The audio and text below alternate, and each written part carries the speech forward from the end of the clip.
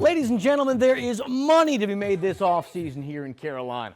Someone's going to get it. Question is who? The business he's talking about is esports, a business where, yes, actual physical trades exist. Give me a second. St. John is currently a star player for the Hornets Venom GT, operating under the gamer tag Big Saint. There's actually plenty at stake, not for guys like Bryce, but for guys on the bubble. These guys are trying to make the roster, and tonight is it. The question here is, should the Hornets trade LaMelo Ball? They're going to say no. Joey, he's going to say yes. I'm going to be the judge. That's why I have the hammer here. You're a guy that has done everything in this sport. Why does a third-place finish bring tears to your eyes? I never dreamed of being a car owner. Came back with 2 straight birdies, so now he is at 4 under for the day at -1 for the tournament. Not saying he's going to win this thing, but it's been an incredible recovery. We got him spot shadowed, falls down trying to get around the pick. Rather than complain, that's what we'd all do. He shakes it off, then off a Hokies turnover, he takes all his anger out with a big dunk. There was a time when chaos was the norm for defenses all across the NFL. Everybody all 11 looking the sideline and getting the calls. Communication breakdowns were the norm, and offenses ran wild. Pass wide open. That is, until the league decided to level the playing field. When we got the green dot in 2008, it just made so many of those things simpler. The green dot that Panthers defensive coordinator Ejiro Evero is talking about is the logo found on the helmet of one of his players. Typically, it's the middle linebacker that wears it. They're in the middle of the defense. And that's why they've got the radio in their helmet, allowing crucial information to be streamlined from the sideline. Starts off with the calls, obviously, and I mean, that could be the front, the coverage, any alerts, checks we have, and then he might say, like, hey, tell so-and-so this and tell so-and-so that. He's usually pretty good about not having too many things. Inside the headset, the player hears this. The sound is pretty clear, but when you have tens of thousands of screaming fans, it can get a little challenging. Sometimes it is hard to hear, so you see the guys cover up their ears or whatever to hear it. Communication is a one-way street, meaning coaches can talk to the player, but not the other way around. I don't want to hear what they have to say. That's because there's quite a bit of hurry-up involved. Instructions start once the play clock begins. Once it reaches 15 seconds, it just goes up beep, beep, beep, and then it's off. From there, it's the responsibility of the person with the green dot to pass along the information to the other players on the field. If you don't get the call to the guys, the offense ain't waiting for you to get the call. As you can imagine, it can get pretty stressful. Quick pass to get that and then some. Then again, for a couple of years there when the offense had and the defense didn't, there was a big, in my opinion, competitive advantage for them. It is better than the alternative. Mike Lacett, Mike and Luke kick off live. If you were watching the Panthers and Bucks play their games side by side this afternoon, man, were you on a roller coaster. Both games kicked off around 1. Both had to frustrate Panther fans to no end. We'll start with Tampa. They were at one point good this year. Now they're not. Back in the second quarter, they were having all sorts of problems. Miami, who was leading 17-7 at the break.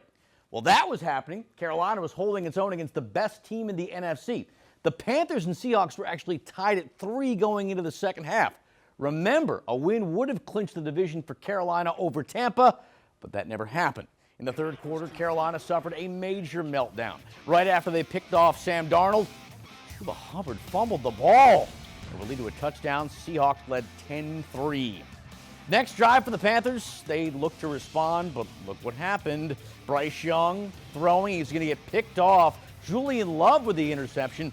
Seattle getting it back in Carolina territory, and they would cash in moments later. Darnold, 1 touchdown pass on the day. It happened on this 17-yard strike to A.J. Barner. 14 straight from the Seahawks. They were up 17-3 going into the fourth. Panthers would go on to lose this one 27-10. And if that weren't bad enough, the Bucks lost to the Dolphins 20-17. So a lost opportunity for the Panthers, and now it all comes down to next week. Win that game, the division is Carolina's. After an up-and-down season, maybe it's only fitting it ends that way. For more on what happened, though, today at the bank, we send it back out to Gabe and Gia.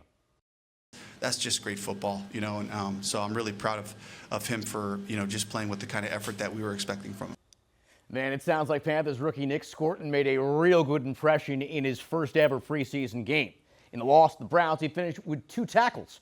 However, it was the play in which he didn't get the hit that had everyone talking. We're going to pull it up right here. It was in the second quarter with the Browns driving. Their rookie quarterback, Shedeur Sanders, tried to make his move. There you see number 11, Scorton, cuts him off. Sanders going to come back the other way. He thinks he's seen the last of Scorton. Football field, 160 feet wide. In 6 seconds, Scorton turned on a dime, came back the other way, and was able to force him out. That then brings us to Rico Dowdle. I like Rico. I know you like Rico. But let's not kid ourselves. Carolina's breakout back probably won't be back next season. Dowdle bet on himself taking a one-year deal with Carolina and ended up getting 1,000 yards on the season. It's time he gets rewarded for those efforts, but I don't think it's going to happen here with the Panthers. It's more likely he'll find it somewhere else. Last but not least, let's talk defense. Unlike Rico, I don't think Christian Roseboom will be a one and done here in Carolina. Thanks to injuries last year, the veteran linebacker was a surprise addition to the starting lineup. With Trevin Wallace often dealing with injuries himself, Roseboom stepped up and ended up leading the team with 122 tackles over 15 starts. Granted, he was a liability at times in coverage, but overall, Carolina was better when he was out there. Folks, the clock is ticking. The negotiating window starts Monday. Signing period begins Wednesday the 11th. Michigan football, first and goal. If you were to ask me to describe Michigan head coach Jim Harbaugh, this is not how I would do it. He definitely has a heart. I think he's a teddy bear as well. Clearly, Gastonia resident Liana Bell knows something I don't. Having covered Jim when I worked in Grand Rapids, Michigan, I got to know him as a cantankerous coach. She and her family, however, got to know him in a much different light. Coach Harbaugh reached out to me and was like, hey, Liana. I was like, hi. Harbaugh had heard about Liana's son, who at one point might have been on the Wolverines' radar. Demetrius Walker was a star athlete from Muskegon High School who boasted numerous Division I offers, but U of M was the one he was waiting on. He was just like, I just want Michigan. I'm ready for Michigan. He was going to get it. But when Harbaugh called in the fall of 2022, it obviously wasn't going to happen. Demetrius was dying from cancer, and Harbaugh wanted to do something special for him. This was the day that we were invited to the big house, and this is his first touchdown with Harbaugh and the boys. The day was chronicled by ESPN and other national outlets. It's an experience Liana still thinks about, now more than a year after her son's death. I have a lot of videos of us going through that tunnel, so I definitely relive that moment all the time. Jim and his wife apparently do as well. Even though Liana left Michigan for North Carolina last year, the Harbaughs have not lost touch. They just encourage me and tell me how great Michi was and how he has changed their life. He inspired them to keep believing.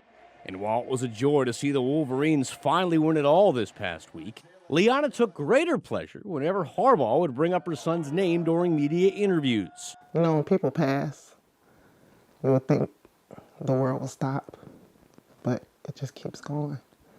And he's just never forgotten. The entire thing is bittersweet. He's supposed to be here.